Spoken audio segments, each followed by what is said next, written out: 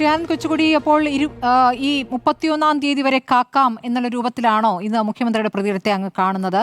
ഇപ്പോൾ ഓരോ സർക്കാരുകൾ വരുമ്പോഴും ആ സർക്കാരുകളെ പ്രീണിപ്പിച്ച് നിൽക്കുന്ന ഉദ്യോഗസ്ഥരുണ്ട്. ആ നിലയ്ക്ക് എം.ആർ. അജിത് കുമാർ നിൽക്കുന്നു എന്നുള്ളത് നമ്മുടെ മുന്നിലെ ഒരു കാഴ്ചയുമാണ്. ഇപ്പോൾ ഈ സംഭവത്തിലും അതിനുള്ള സാധ്യത കൂടുതലാണെന്നാണ് എം.ആർ. അഭിലാഷിനെ പോലുള്ളവർ കരുതുന്നത്. അങ്ങേക്ക് എന്താണ് തോന്നുന്നത്? അതിന് തന്നെയാണ് സാധ്യത കൂടുതൽ. കാരണം നമുക്കറിയാം, ഈ പ്രതിപക്ഷത്തിരിക്കുമ്പോൾ പറയുന്ന പല കാര്യങ്ങളും അധികാരത്തിലെത്തിയാൽ അത് ഏത് പാർട്ടിയാണെങ്കിലും, കോൺഗ്രസ് ആണെങ്കിലും CPM ആണെങ്കിലും മറ്റേത് പാർട്ടിയാണെങ്കിലും അവർ വളരെ കൺവീനിയൻ്റ് ആയിട്ട് മറക്കും. എന്നിട്ട് അവർ അന്നത്തെ സാഹചര്യത്തിൽ പ്രതിപക്ഷത്തിരിക്കുമ്പോൾ പറഞ്ഞതിന് ഘടകവിരുദ്ധമായിട്ട് പലപ്പോഴും പ്രവർത്തിക്കും.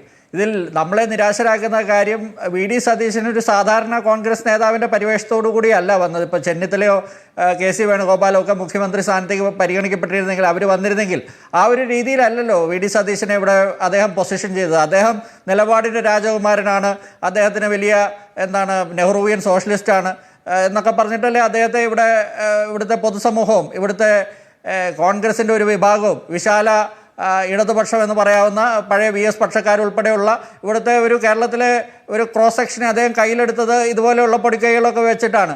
അതിനുശേഷം അദ്ദേഹം അധികാരത്തിൽ വന്നപ്പോൾ ആദ്യം അദ്ദേഹം ചെയ്ത ചില കാര്യങ്ങൾ ഞാൻ അദ്ദേഹത്തെ പിന്തുണച്ചു. അതായത് പ്രൈവറ്റൈസേഷൻ, ലിബറലൈസേഷൻ തുടങ്ങിയ കാര്യങ്ങൾ. കാരണം കേരളം വലിയ കടക്കണിയിലാണ്. ഇവിടെ സ്വകാര്യവൽക്കരണം, മൂലധനം, കുത്തക എന്നൊന്നും പറഞ്ഞിട്ട് പഴയ CPM-ൻ്റെ ആ ഒരു തരത്തിലുള്ള കാര്യങ്ങളൊന്നും ഞാൻ പിന്തുണയ്ക്കുന്നില്ല. പക്ഷേ ഇതുപോലെയുള്ള കാര്യങ്ങളിൽ അദ്ദേഹം ഇങ്ങനെ ഘടകവിരുദ്ധമായിട്ട് അദ്ദേഹത്തിൻ്റെ തന്നെ പഴയ ആർജവം അദ്ദേഹം കാണിക്കാതെ ഇപ്പോൾ മാധ്യമങ്ങൾക്ക് മുന്നിൽ മാധ്യമങ്ങളോട് കയർക്കുന്ന രീതി, അത് ജനാധിപത്യ വിരുദ്ധമാണ്. അദ്ദേഹം പിണറായിക്ക് പഠിക്കുകയാണ് എന്ന രീതിയിലാണ് ഇപ്പോൾ പ്രവർത്തിക്കുന്നത്. പണ്ട് കരുണാകരൻ്റെ ശൈലി മാറ്റണം എന്നുള്ള വലിയ ആവശ്യമായിട്ട് രമേശ് ചെന്നിത്തലയും ഇപ്പോൾ തന്നെ VD സതീശനും വേണുഗോപാലും ഒക്കെ അന്ന് ആ കൂട്ടത്തിലായിരുന്നു, തിരുത്തൽവാദികളുടെ. ആ ഒരു തരത്തിലേക്ക് കോൺഗ്രസിൽ ഇനിയിപ്പോൾ KPCC അധ്യക്ഷനൊക്കെ വരാനിരിക്കുകയാണ്.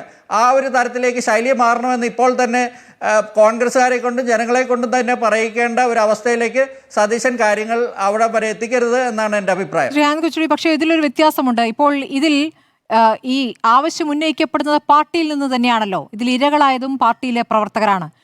അവർ വെറും പാർട്ടി പ്രവർത്തകർ എന്നല്ല മുഖ്യമന്ത്രി വിശേഷിപ്പിച്ചത്, ഞങ്ങളുടെ കുഞ്ഞുങ്ങൾ എന്നാണ്. അപ്പോൾ ആ കുഞ്ഞുങ്ങൾ ഇവിടെ ഉണ്ട്. ഇപ്പോൾ നിയമസഭയിലേക്ക് എത്തിയ കുഞ്ഞുങ്ങളിൽ ഒരാളാണല്ലോ ഇപ്പോൾ ഇ.ഡി. തോമസ്. അപ്പോൾ അവരിവിടെയുണ്ട്, അവരനുഭവിക്കുന്ന കാര്യവും നമ്മുടെ മുന്നിലുണ്ട്. അപ്പോൾ അങ്ങനെ അതിൽ നിന്ന് ഒളിച്ചോടാൻ സാധിക്കുമോ? പ്രതിപക്ഷം ഉയർത്തുന്നൊരു വിഷയമാണെങ്കിൽ അതിലെന്തെങ്കിലും പറഞ്ഞു നിൽക്കാം. പക്ഷേ ഇതങ്ങനെയല്ലല്ലോ. അല്ല, ഞാനിന്ന് സതീശൻ്റെ വേണ്ടി ഘോരഘോരം അദ്ദേഹത്തിൻ്റെ അനുകൂലിയായിട്ടുള്ള ഒരു കോൺഗ്രസ് നേതാവിനോട് ചോദിച്ചപ്പോൾ പറഞ്ഞത്, എ.ഡി. തോമസ് ഇപ്പോൾ MLA ആയില്ലേ, അത് തന്നെ വലിയ കാര്യമല്ലേ എന്നാണ് എന്നോട് തിരിച്ചു ചോദിച്ചത്. അപ്പം അങ്ങനെയൊക്കെ ചിന്തിക്കുന്ന ഒരു രീതിയിലേക്ക് കോൺഗ്രസിൻ്റെ നേതാക്കൾ മാറിയെങ്കിൽ അത് അത്ര നല്ല സൂചനയല്ല നമുക്ക് നൽകുന്നത്. ജനങ്ങളാണ് തിരഞ്ഞെടുപ്പിൽ അതൊരു പ്രധാനപ്പെട്ട വിഷയവുമായിട്ടുണ്ട്, അതൊരു ഘടകവുമായിട്ടുണ്ട്. ഞാൻ വരാം.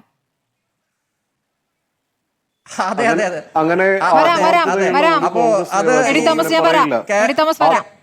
പറയട്ടെ, ആത്മാർത്ഥതയുള്ള ഒരു കോൺഗ്രസ് നേതാക്കളും അങ്ങനെ പറയില്ല.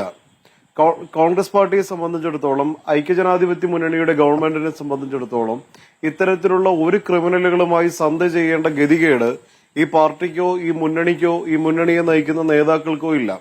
അങ്ങനെ കഴിഞ്ഞ 10 വർഷക്കാലം യൂത്ത് കോൺഗ്രസുകാരുടെ, KSUക്കാരുടെ, യൂത്ത് ലീഗുകാരുടെ, MSFകാരുടെ ചോര തെരുവിൽ വീഴ്ത്തിയ ക്രിമിനലുകൾക്കെതിരെ സന്ധി ചെയ്യേണ്ട ഒരു ഗതികേടും, അത്തരത്തിലുള്ള കേസുകൾ അട്ടിമറിച്ച ക്രിമിനലുകളെ സംരക്ഷിക്കേണ്ട ഒരു ഗതികേടും UDFനില്ല. ഇനി അങ്ങനെ സംരക്ഷിക്കുന്നുവെന്ന് രഹസ്യത്തിൽ പറയുന്ന കോൺഗ്രസുകാരെന്ന് നിങ്ങൾ അവകാശപ്പെടുന്ന ആളുകൾ അവർ കോൺഗ്രസുകാരല്ല എന്നുള്ളതാണ് ഞങ്ങളുടെ ഒരു ഭാഷ്യം. ശരി, ശ്രീകാന്ത് കൊച്ചുകുടി യഥാർത്ഥ കോൺഗ്രസുകാരനല്ല താങ്കളോട് സംസാരിച്ചെന്ന് തോന്നുന്നു. അല്ല, അദ്ദേഹം MLA ആണ്. ഇപ്പോൾ ഇദ്ദേഹത്തെ പോലെ തന്നെ MLA ആണ് ഈ കോൺഗ്രസ്സുകാരൻ. എൻ്റെ കയ്യിൽ ഫോൺ റെക്കോർഡ്, അത് ഈ എൻ്റെ ഫോണിൽ കോൾ റെക്കോർഡുണ്ട്. ഇപ്പോൾ വേണമെങ്കിൽ എ.ഡി. തോമസിന് ഞാൻ ഈ ചർച്ചയ്ക്ക് ശേഷം വേണമെങ്കിൽ പേര് പറഞ്ഞു കൊടുക്കാം. അതൊന്നും ഈ കോൺഗ്രസ്സുകാർ അങ്ങോട്ടും ഇങ്ങോട്ടും അങ്ങനെ പറയും. അദ്ദേഹം ഈ 30-ാം തീയതി ഇദ്ദേഹം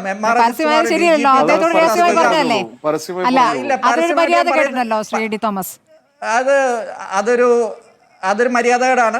എന്തായാലും 30-ാം തീയതി ഈ അജിത് കുമാർ DGP ആകുകയാണെങ്കിൽ എ.ഡി. തോമസ് ഈ നിലപാട് തന്നെ പറയുമെന്നാണ് എനിക്ക് അറിയാനുള്ളത്. പിന്നെ പണ്ടിവിടെ കരുണാകരൻ അദ്ദേഹത്തിൻ്റെ DGPയെ രാജിവെപ്പിക്കാതെ അദ്ദേഹത്തിൻ്റെ മുഖ്യമന്ത്രി സ്ഥാനം വരെ നഷ്ടമാക്കിയ ചരിത്രം കോൺഗ്രസിലുണ്ട്. കോൺഗ്രസിൻ്റെ ഏറ്റവും വലിയ ശത്രുക്കൾ കോൺഗ്രസ്സുകാർ തന്നെയാണ്, കോൺഗ്രസിൻ്റെ പാർട്ടിയിൽ തന്നെ ഉള്ള ആൾക്കാരാണ്. അപ്പോൾ ഇതൊന്നും വളരെ ഈ ആദ്യത്തെ സംഭവമൊന്നും അല്ല. ഇപ്പോൾ അജിത് കുമാർ DGP ആകാൻ തന്നെയാണ് സാധ്യത എന്ന് ശ്രീ M.R. അഭിലാഷ് പറയുന്നതിന് ഞാനും അത് തന്നെയാണ് സാധ്യത എന്ന് ചിന്തിക്കുന്ന ആൾ തന്നെയാണ്.